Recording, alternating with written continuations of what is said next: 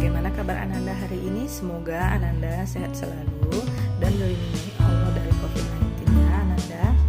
Pada hari ini Ibu akan mengajarkan Ananda pelajaran IPA ya Ananda. Materi kita pada hari ini adalah tentang energi alternatif. Sebelum kita masuk ke dalam energi alternatif itu apa saja, Ananda harus tahu dulu energi alternatif itu apa sih sebenarnya. Nah, untuk kaitannya dengan pembelajaran energi alternatif ini, Ananda harus mengetahui dulu tentang sumber daya alam yang dapat diperbarui dan tidak dapat diperbarui ya. Sumber daya alam yang dapat diperbarui, tumbuhan, hewan ya kan, kemudian air ya, dan lain sebagainya. Nah, kemudian sumber daya alam yang tidak dapat diperbarui itu adalah contohnya pertama batu bara, yang kedua itu minyak bumi, itu tidak dapat diperbarui. Nah, kemudian kita sebagai manusia untuk mengantisipasi bagaimana kalau sumber daya alam yang tidak dapat diperbarui ini kemudian habis. Nah, apa yang akan kita lakukan untuk kehidupan kita? Maka untuk mengantisipasi hal itu dicarilah yang namanya energi alternatif atau energi cadangan untuk menggantikan sumber daya alam yang tidak dapat diperbarui ini apabila sudah habis ya. Nah, ayo kita masuk kepada apa saja energi alternatif itu.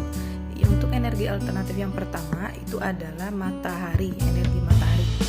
Nah, energi matahari ini ya memang memiliki tenaga atau energi yang sangat besar ya, dan banyak kegunaannya. Contohnya untuk mengeringkan pakaian, untuk sumber dari energi listrik ya. Nah, kemarin kan Ibu sudah menjelaskan tentang adanya energi panel surya ya. Teknologi panel surya. Jadi contohnya untuk menghemat apa? Menghemat energi listrik. Nah, itu bisa dengan menggunakan cahaya matahari, yang mana cahaya matahari ini akan ditangkap dan kemudian diubah menjadi tenaga listrik oleh yang namanya panel surya ya Ananda.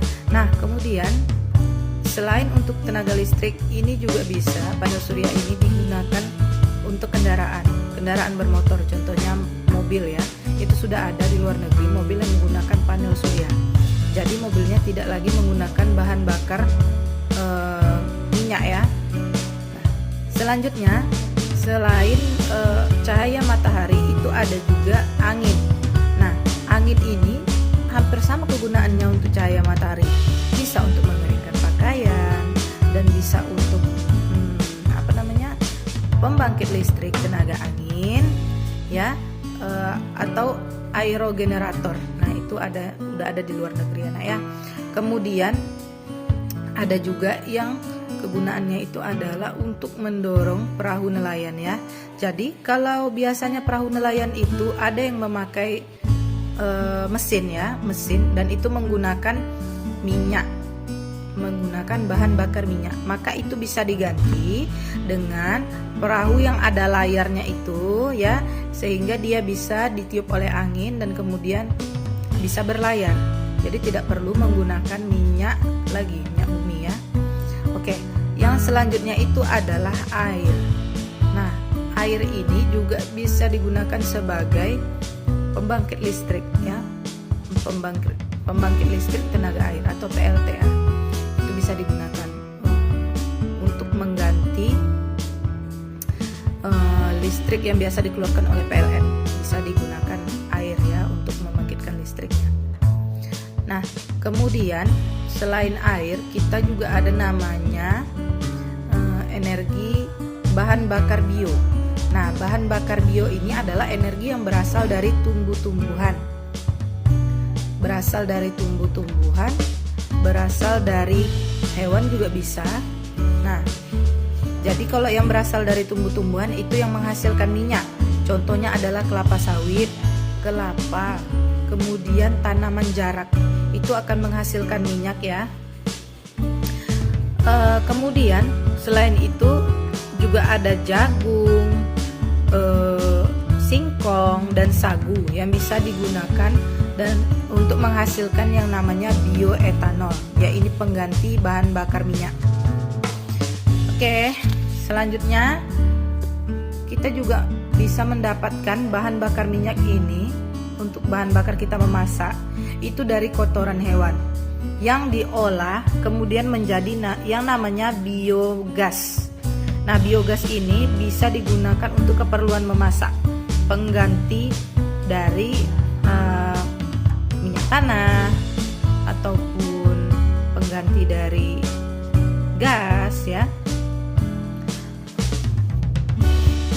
Selain itu, selain untuk memasak, biogas ini juga bisa digunakan untuk bahan bakar kendaraan bermotor. Nah, yang selanjutnya adalah energi panas bumi. Energi panas bumi ini atau geotermal itu berasal dari panas di bawah lapisan bumi. Nah, jadi di bawah lapisan itu dapat udara panas gitu kan, uap panas dan magma. Nah, sehingga itu dilakukan pengeboran. Kemudian nanti setelah dibor disaring antara magma dan uap panasnya itu. Nah, uap panas inilah nanti yang akan disalurkan untuk menggerakkan turbin generator pembangkit listrik. Nah, yang selanjutnya adalah gelombang air laut. Nah, gelombang air laut ini ketika ombak itu menghantam bebatuan di laut saat ombaknya besar, itu menghasilkan energi atau tenaga yang sangat besar, sehingga hal ini bisa dimanfaatkan untuk pembangkit listrik. Itu ada yang namanya pembangkit listrik tenaga gelombang laut ya. Nah, sampai di sini Ananda semua paham? Apabila Ananda sudah paham, sekian materi pembelajaran dari Ibu. Wabillahi taufiq wal hidayah. Wassalamualaikum warahmatullahi wabarakatuh.